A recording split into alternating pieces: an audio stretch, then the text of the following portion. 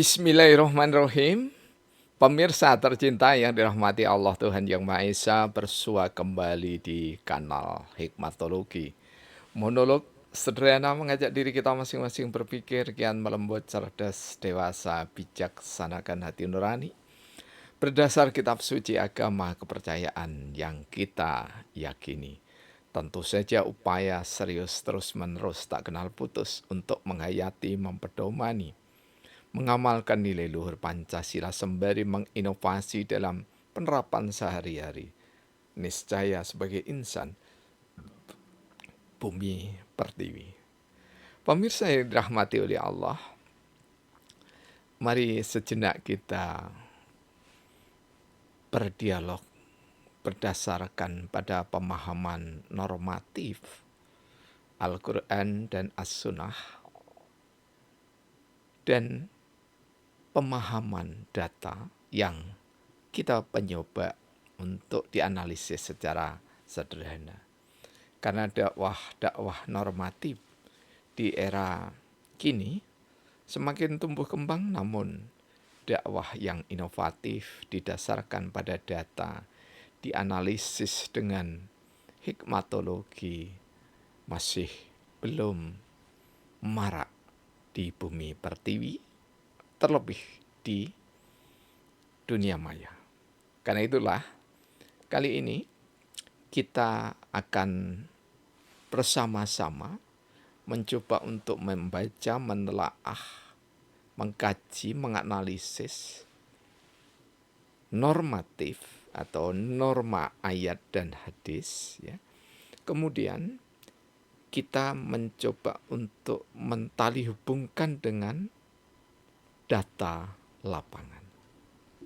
Tentu mengingat latar kami ilmu sosial politik, kemudian yang mencoba untuk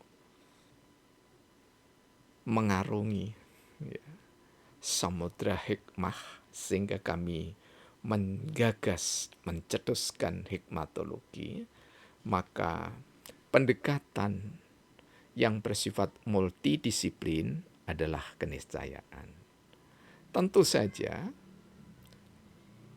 generalisasi dari apa yang kami sampaikan bukan saran.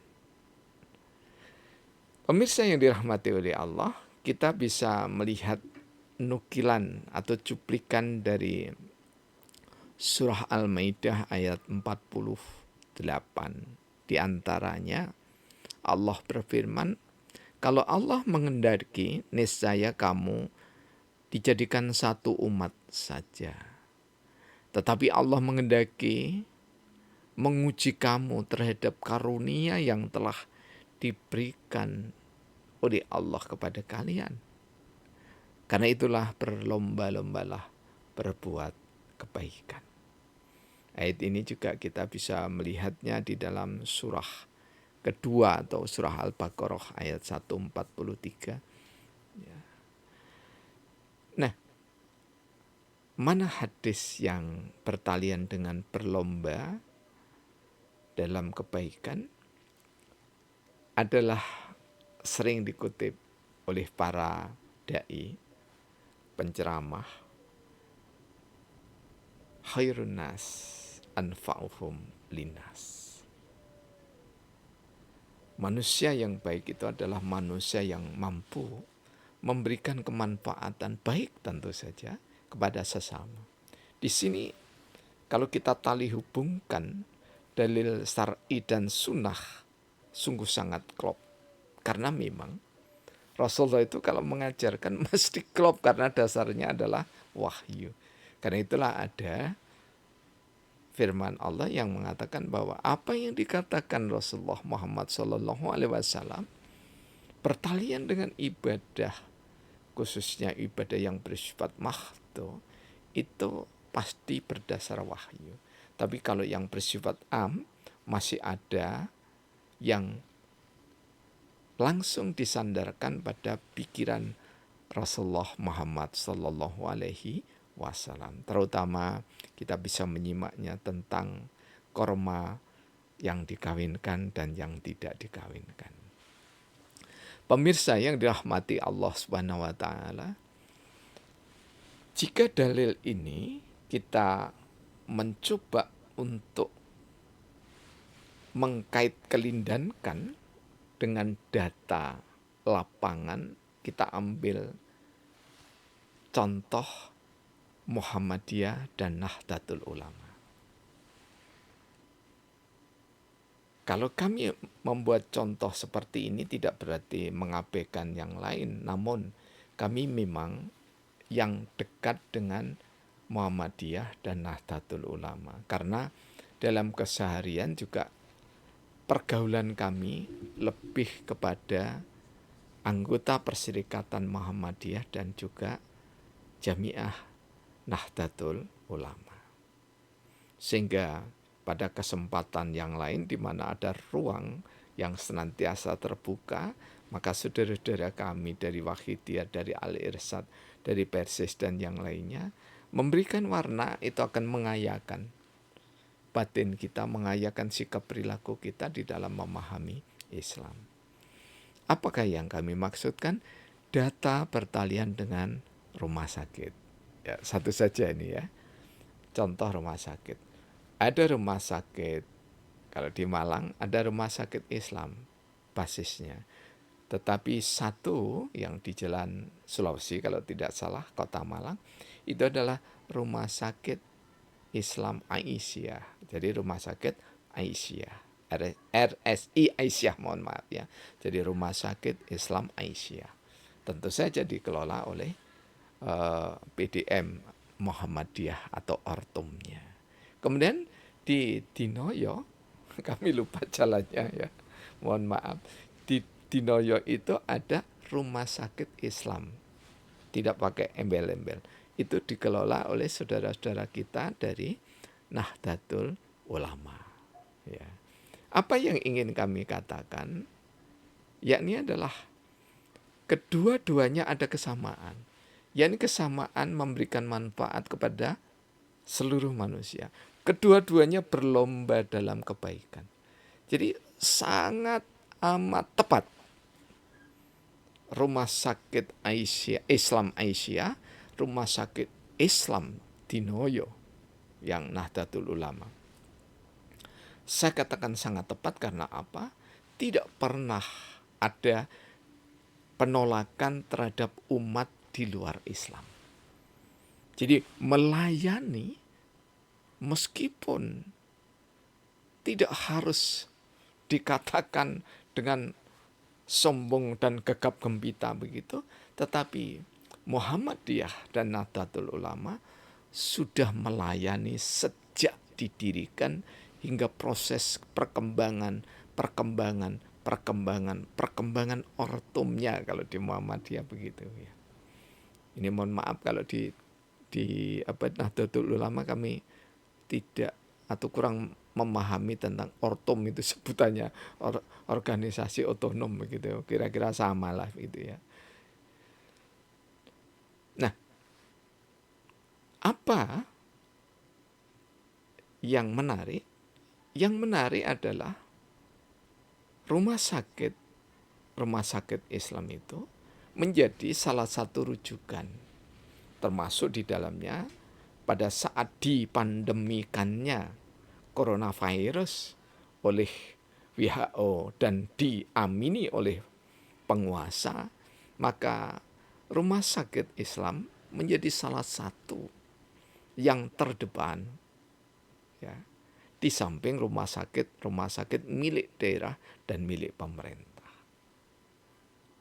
Bahkan RSI Aisyah itu menjadi percontohan di Kota Malang. Ini setidaknya yang kami ketahui. Namun, ketika kami ingin mengatakan karena menganalisis kebijakan itu mesti ada namanya policy analysis ya. Maka ada hal yang perlu untuk dipertimbangkan oleh kedua sayap besar burung Garuda ini, kalau kita ibaratkan begitu ya. Yakni adalah Muhammadiyah, PB Muhammadiyah, dan PB Nahdlatul Ulama. Apa yang ingin kami katakan? Jika berlomba fastabiqul khairat, itu ada perintah. Ya. Jika Rasul bersabda bahwa khairun nas anfa'uhum linnas, itu ada upaya untuk menyambut bola, mencari bola. Maknanya bahwa rumah sakit itu harus ada seksi, yang benar-benar harus seksi ya. Seksi dalam kecerdasan kolbunya yang menjemput orang-orang yang sakit. Jadi bukan sekedar menunggu orang sakit, stagnan, diam di tempat karena memang rumah sakit, tapi ada mobilisasi tenaga rumah sakit. Mobilisasi itu tidak harus mondar-mandir membawa mobil kalau sekarang. Tapi mobilisasi lewat gadget semacam ini itu sangat amat efektif. Yang ingin kami sampaikan bahwa khususnya Muhammadiyah Nahdlatul Ulama harus ada database. Database keanggotaan, kemudian database itu ya masing-masing anggota perserikatan dan jamiiyah Nahdlatul Ulama itu bisa melaporkan atau menginformasikan di masing-masing kota atau kecamatannya. Sehingga nanti dari pimpinan cabang atau pimpinan daerah Muhammadiyah maupun Nahdlatul Ulama itu bisa mengirim informasi kepada rumah sakit Islam Aisyah dan rumah sakit Islam Nahdlatul Ulama, ada orang sakit.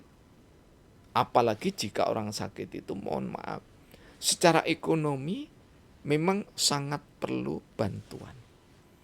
Maka niscaya dijemput dengan ambulan. Ambulan itu bukan sekedar yang bisa menjemput dan mengantar pulang. Tidak demikian.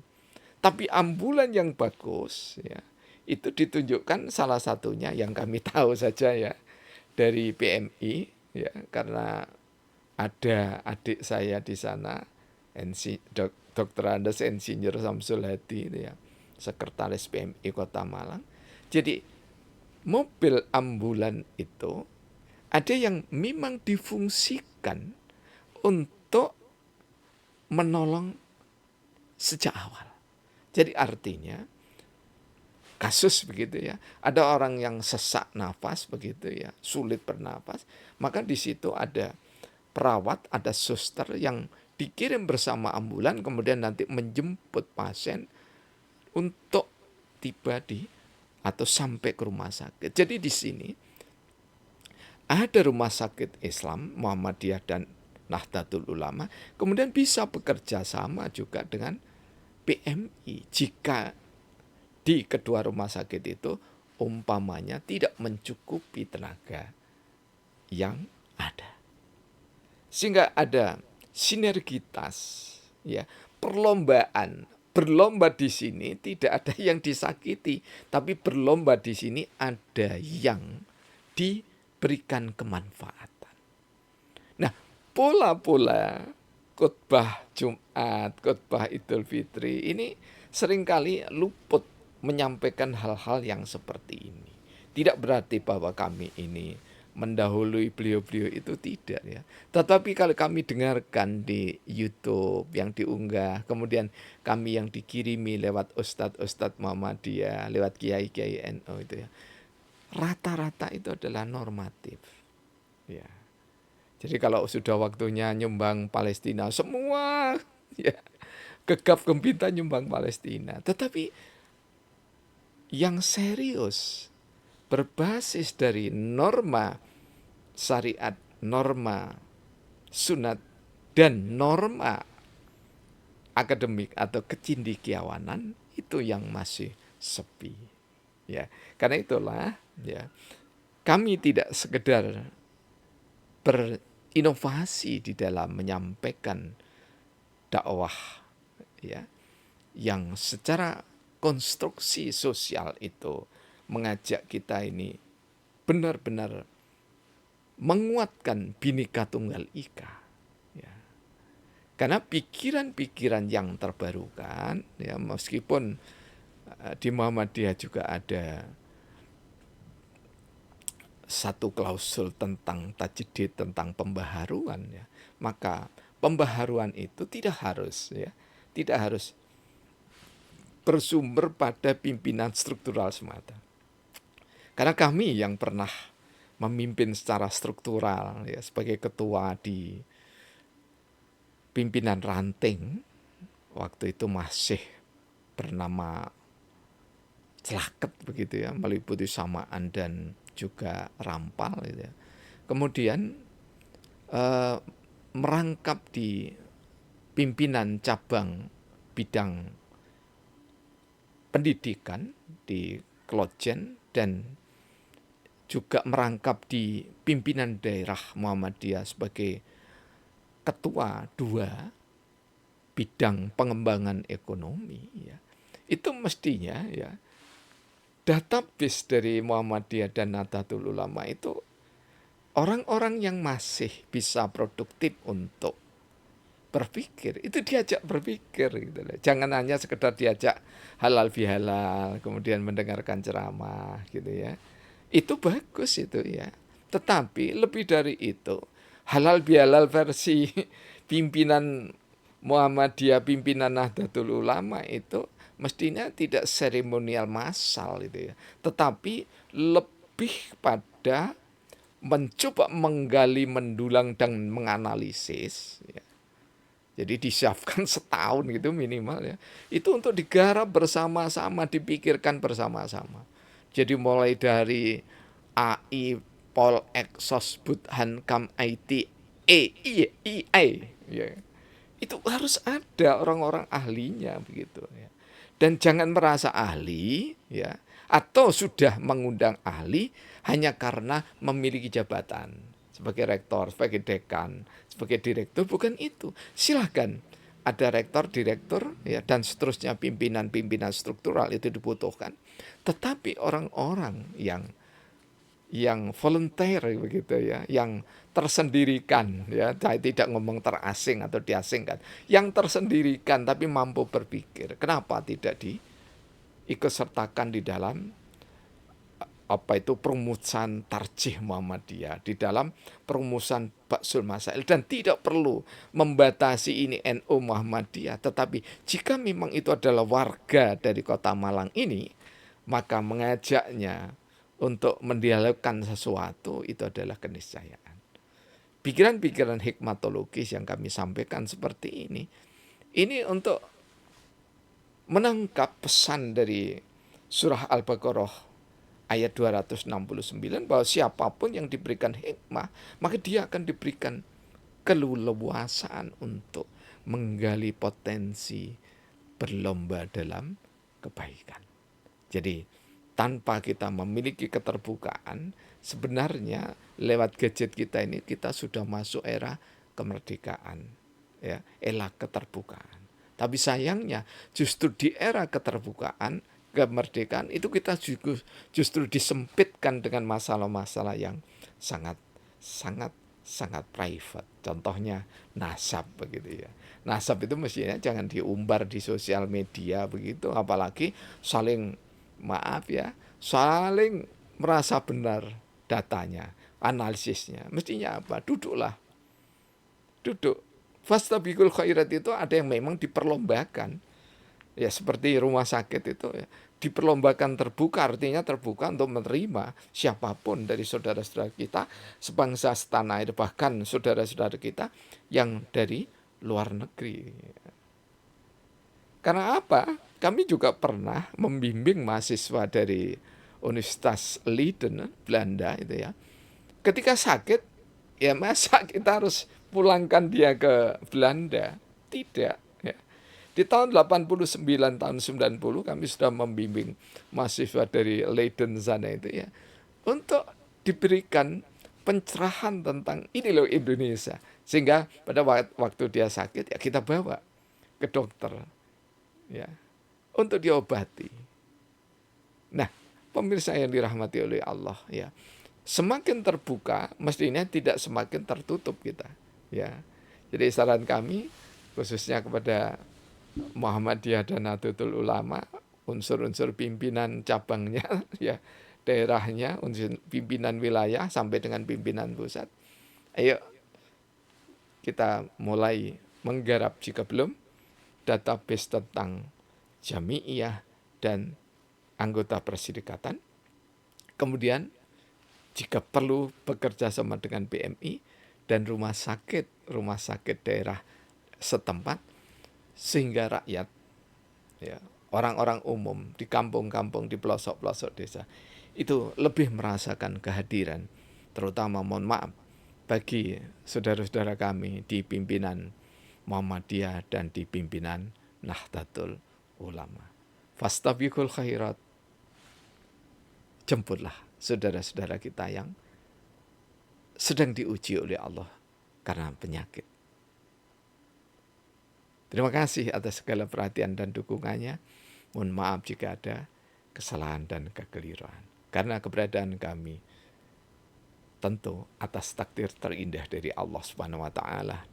Wa bi syafaati Rasulullah Muhammad sallallahu alaihi wasallam, dan juga guru-guru kami yang mulia.